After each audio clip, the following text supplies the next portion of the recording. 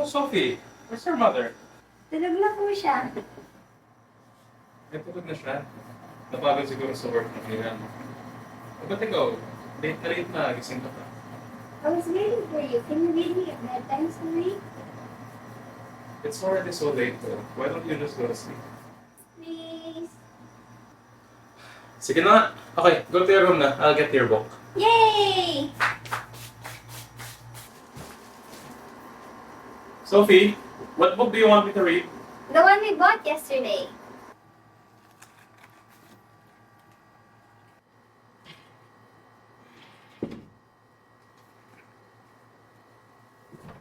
Okay, are you ready? The title of this book is Fight for Freedom. Once upon a time, in this very land, there was a group of islands called the Philippines.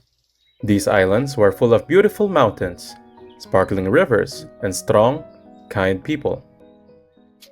But for a long, long time, the islands were ruled by Spain, and the Filipino people had no freedom to make their own decisions. You Filipinos must obey us. Ang sama nila, no? Oo nga. Gusto ko nang maging malaya. Hence, one day, the Filipino people began to dream of freedom. Ang hirap ng buhay natin, ano? Oo nga. Lagi na lang tayong naghihirap. Gusto ko na maging malaya para mabuhay ng maayos. Ako rin. Paano kaya natin gagawin yun? Kailangan natin ng mga bayani. But the Spanish rulers controlled many things, including the churches. Most priests were from Spain, and they didn't want Filipino priests to lead the people.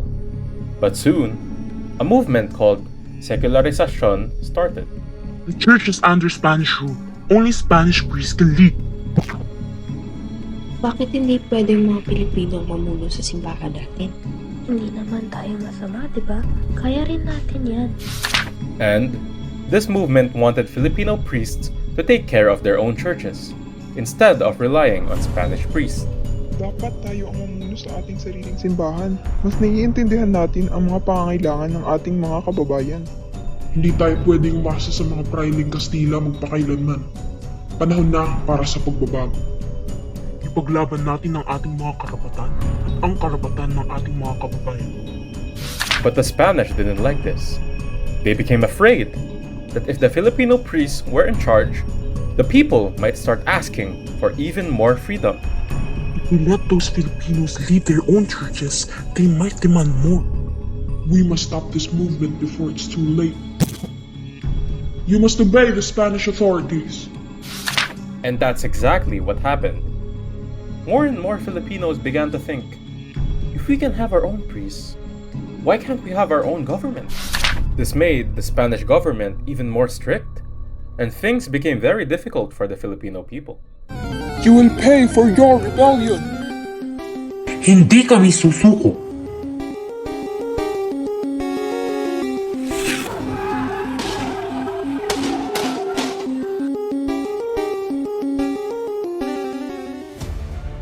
Among the Filipino priests who fought for this dream of freedom were three brave men. These men were Padre Mariano Gomez, Padre Jose Burgos, and Padre Jacinto Zamora. Together, they were known as Gomburza. They were heroes because they wanted to help the Filipino people by supporting secularization and speaking out against unfair treatment. Dapat nating sabihin ang katotohanan sa mga nasa kapangyarihan. Kahit paibig sabihin nito ang pagsasakripisyo ng ating sarili. Ang ating pananampalataya, ang ating lakas, at ang ating mga kababayan, ang ating pag-asa. Hindi tayo susuko sa pang-api ng mga dayuhan. But, unfortunately, one day, the Spanish accused them of trying to start a rebellion, something they did not even do. The Spanish government arrested Gomburza and sentenced them to death. Mamamatay kayong mga pare. Hindi kami nagkasala. Ang hinahanap lang namin ay ang kalayaan ng aming bayan. Kuya, bakit pinapatay nila sila? Dahil gusto nilang pigilan tayo sa pagkamit ng kalayaan. Pero ang kanilang kamatayan ay magbibigay inspirasyon sa ating laban. Dahil sa kanila, mas lalo tayong magiging matapang at determinado. Kaya dapat ipagpatuloy natin ang laban nila? Oo, dapat nating ipakita sa kanila na hindi sila nagsakripisyo ng walang kabuluhan. Wait, Dad, ano kasi yung Gomburza? Ay nako, you're really not listening, huh? Okay, so si Gomburza, ito si Mariana Gomez, Jose Burgos, and Jacinto Zamora. So yung last names nila, di ba? Gomez, Burgos, at Zamora. So Gomburza. Bakit importante yung Gomburza? Anong ginawa nila? Well, actually, Safina, I think na-mention yan sa next page. Let me see. There it is. Okay.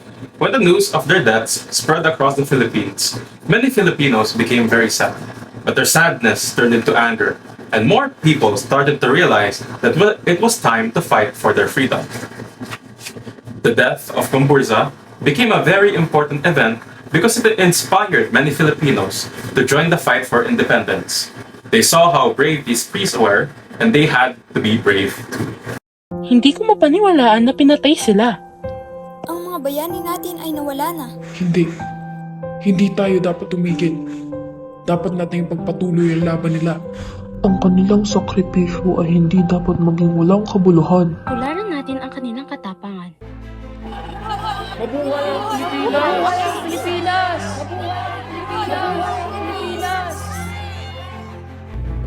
After many years of struggle, the Filipino people finally began their fight for freedom. There were many heroes in this fight, but one of the most important ones was Andres Bonifacio, who led a group called the Katipunan. Ang panahon ng paghihimagsik ay dumating na. Handa kaming ialay ang aming buhay para sa bayan. Mabuhay ang Pilipinas! Sugat!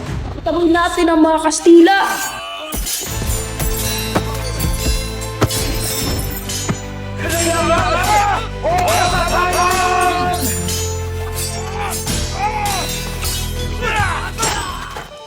The Katipunan wanted to end Spanish rule, and they fought very hard for it.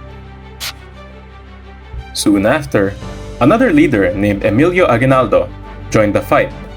Under his leadership, the Philippines declared its independence from Spain on June 12, 1898. This was a joyful moment for many Filipinos. They created a government and even wrote their own laws. Mabuhay ang Pilipinas! They called this new government the First Republic of the Philippines. They even wrote a document called the Malolos Constitution in the town of Malolos, Bulacan. It was the first constitution ever written in Asia. The Malolos Constitution was important because it gave the Filipino people rights and freedom. It said that everyone should be treated equally and that the government should protect the people's rights. But not everyone was happy about how things were going. One of the bravest and most skilled Filipino generals, who we call General Antonio Luna, was very upset because he loved his country and wanted to protect it at all costs. But he was angry because he thought that some of the people in the new government were not strong enough to fight for the country's independence. Kailangan natin ng mas matibay at mas matapang na pamahalaan. Talaga to, di naman marunong mamahala. General Luna believed that the leaders who created the Malolos Constitution were focusing too much on paperwork and not enough on building a strong army to defend the Philippines. Papel ang inuuna nila, hindi ang kaligtasan ng buong bayan. Kailangan maging handa para sa mga kalaban. He wanted to make sure the country was safe from enemies, especially from new dangers like the Americans, who were starting to get involved in the Philippines after Spain left. General Luna thought that the government needed to be tougher and more united to defend against these threats.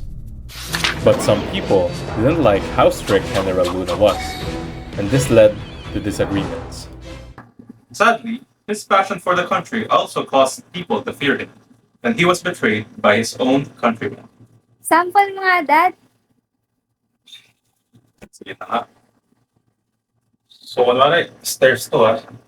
Ganito yung ginawa ni General Luna. Pagkababa na, pagkabukas na ng pinto,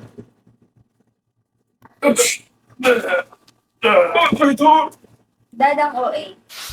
even after General Luna's death, The fight for freedom continued. The Philippines had to face new challenges, especially when the Americans came and tried to take control of the islands. You Filipinos must obey us. But through all the battles, the Filipino spirit remained strong. Ito na naman, mauulit yung dati. Ha? Hindi na tayo tulad ng dati. Kung dati sumusunod lang, ngayon ay lalaban na. Tama, mabuhay ang Pilipinas. The Filipino people were inspired by the courage of men like Gumburza, General Luna, and all the heroes who had fought for their freedom. Even though the fight for independence was long and hard, they never gave up. Eventually, after many more years of struggle, the Philippines finally became an independent country. Sa wakas, malaya na tayo. Mabuhay ang Pilipinas. Action. Today, we remember all the heroes who helped make this happen and celebrate their bravery and love for our country. The end.